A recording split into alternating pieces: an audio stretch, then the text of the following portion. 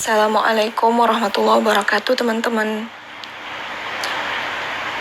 Semoga kalian sehat semua ya.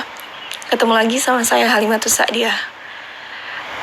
Di sini saya ingin berbagi yang saya rasakan ketika membaca ayat Al-Quran, surah Al-A'raf ayat 26.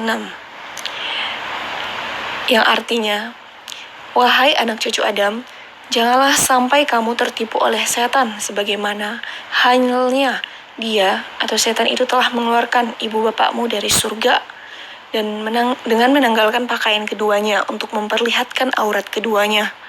Sesungguhnya dia dan pengikutnya dapat melihat kamu dari suatu tempat yang kamu tidak bisa melihat mereka. Sesungguhnya kami telah menjadikan setan-setan itu pemimpin bagi orang-orang yang tidak beriman.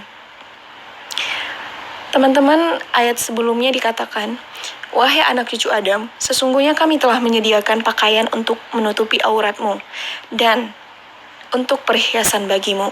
Tetapi, pakaian takwa itulah yang lebih baik. Demikianlah sebagian tanda-tanda kekuasaan Allah. Mudah-mudahan mereka mengingat.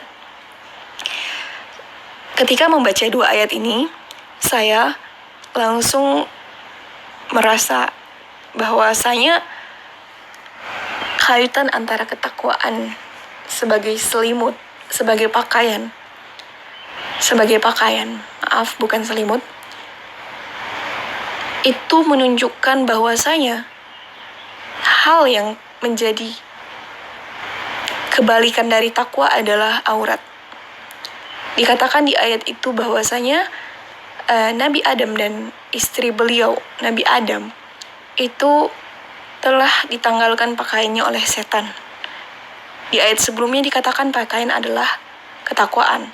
Berarti ketakwaan Nabi Adam telah hilang saat melakukan tindakan maksiat.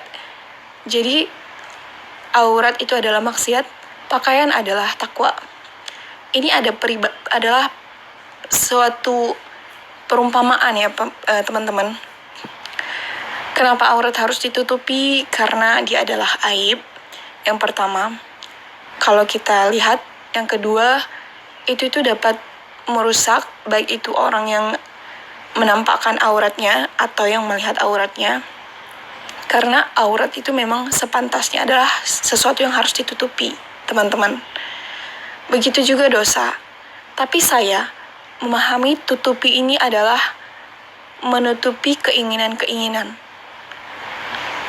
So, dari dosa akhirnya bermuara kepada nafsu, hawa nafsu, keinginan-keinginan manusia.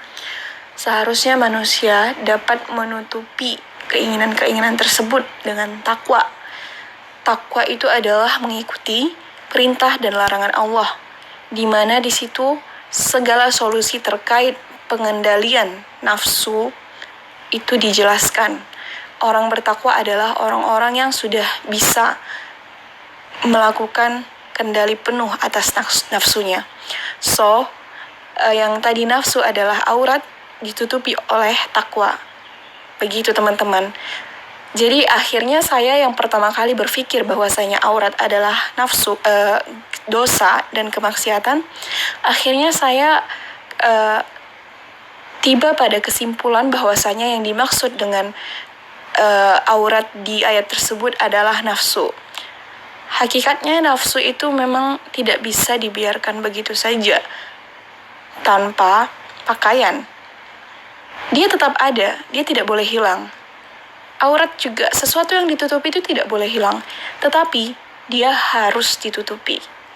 Harus ditutupi dengan pakaian. Begitu juga dengan nafsu, dia harus dikendalikan dengan ketakwaan. Sungguh indah perumpamaan Al-Qurannya teman-teman. Jadi dari ayat ini kita tahu bahwasanya satu, aurat dan pakaian yang dimaksud dalam kehidupan sehari-hari yang kita biasa dengar itu ternyata memiliki pengertian yang lebih mendalam, tidak hanya sekedar pakaian. Dan kita jadi paham ternyata kenapa aurat harus ditutup, karena aurat adalah nafsu yang tidak terkendali teman-teman.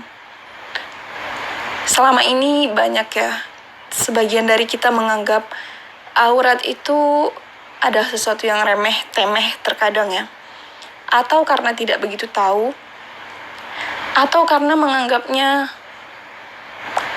tidak memiliki pengaruh besar untuk menghancurkan manusia, dalam artian seperti kejadian Nabi Adam yang dikeluarkan dari surga karena hilang ketakwaannya. Jika kita telusuri seperti ayat ini, ternyata kita ketahui bahwasanya menutup aurat itu is the most important thing gitu ya. Tapi the most important thing itu adalah menutupi nafsu, mengendalikan nafsu. Dan the best clothes untuk ini adalah pakaian takwa. Sekian dari saya teman-teman. Assalamualaikum warahmatullahi wabarakatuh.